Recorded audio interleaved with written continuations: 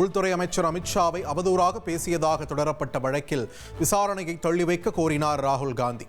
அவருக்கு ஜார்க்கண்ட் நீதிமன்றம் 2000 ரூபாய் அபராதம் விதித்துள்ளது. ஜிஎஸ்டி வரி குறைப்பு சாதாரண மக்களுக்கு வழங்கப்பட வேண்டும்.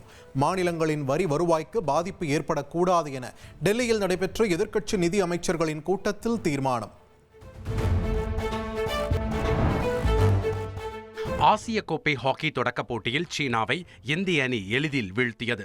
பீகாரின் ராஜ்கிர் மைதானத்தில் போட்டி தொடங்கியதில் இருந்தே விறுவிறுப்பாக நகர்ந்தது.